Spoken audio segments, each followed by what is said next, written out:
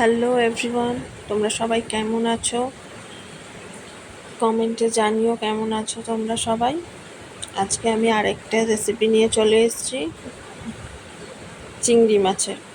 চিংড়ি মাছগুলো ভেজে নেব, নুন হলুদ মাখিয়ে রেখেছি। তেলটা গরম হয়ে মাছগুলো দিয়ে দেবো। মাছগুলো খুব বেশি ভাজবো না, হালকা করেই ভেজে নেব।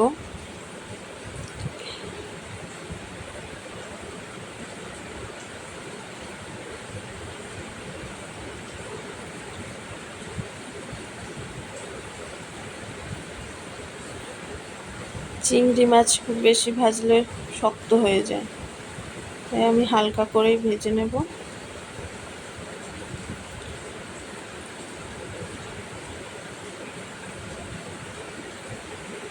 আজকে আমি রোজকার যা মশলা থাকে, আদা রসুন পেঁয়াজ জিরে গুঁড়ো ধনে গুঁড়ো এইগুলো দিয়েই করব। মাছগুলো ভাজা হয়ে গেছে, এবার নামিয়ে নেব। আর একটু সর্ষের তেল দিয়ে আমি আলুগুলো টুকরো টুকরো করে একটু নুন দিয়ে ভেজে নেব।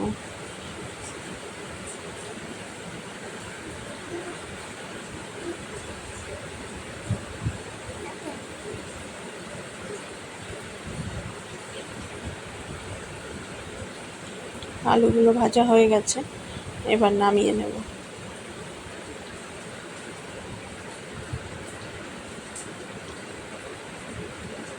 এতে আর একটু সর্ষের তেল দিয়ে এতে আমি জিরে ফোড়ন দেব, তেজপাতা দেব, দিয়ে পেঁয়াজ বাটা টমেটো বাটা দিয়ে দেব, আদা রসুন বাটা দিয়ে তারপর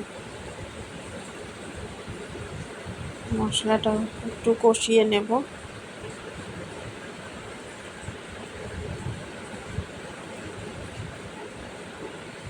এরপর নুন দেব, এরপর গুঁড়ো মশলাগুলো দেব, জিরে গুঁড়ো ধনে গুঁড়ো হলুদ গুঁড়ো কাশ্মীরি লঙ্কা গুঁড়ো দিয়ে মশলাটা একটু ভালো করে কষিয়ে নিতে হবে।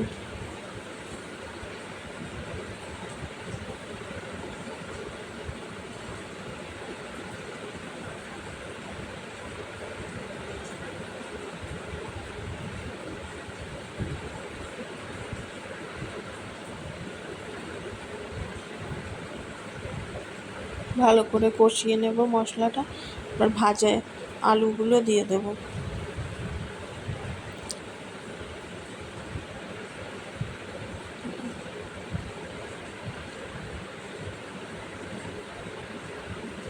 আলুগুলো দিয়ে একটু জল দিয়ে কষিয়ে নেব ভালো করে।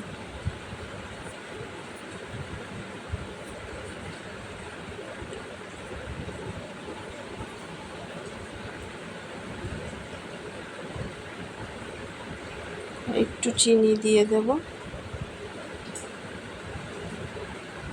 ভেজে রাখা মাছগুলো দিয়ে দেব।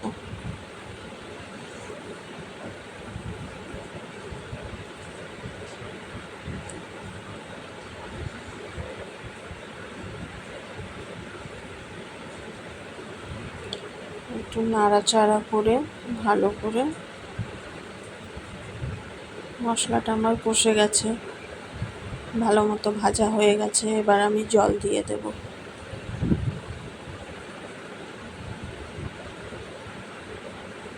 জল দিয়ে ঢেকে দেব।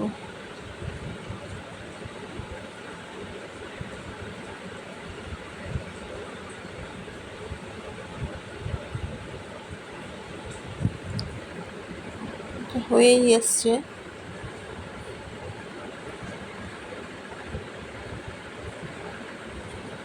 আলুগুলো সেদ্ধ হয়ে গেলে এটা নামিয়ে দেব।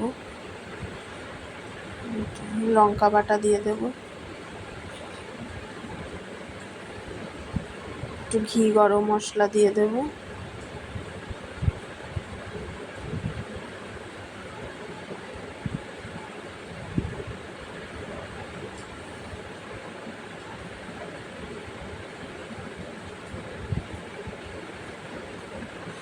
ঘি গরম মশলা দিলে সেন্টটা অন্যরকম হয়। দেখতেও সুন্দর হয়।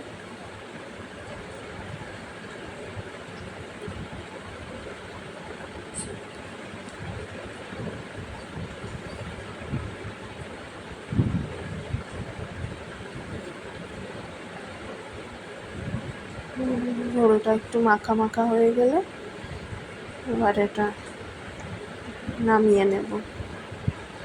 ভিডিওটা যদি তোমাদের ভালো লাগে একটা লাইক কমেন্ট করো, পাশে থেকো।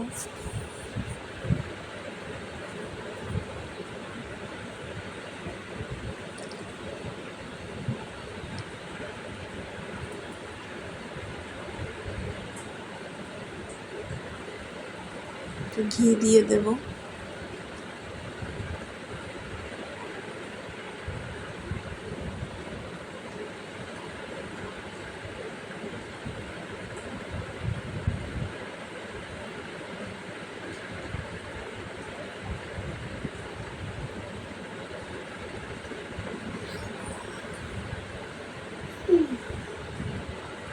মাছটা আমার হয়ে গেছে, এবার আমি নামিয়ে নেব।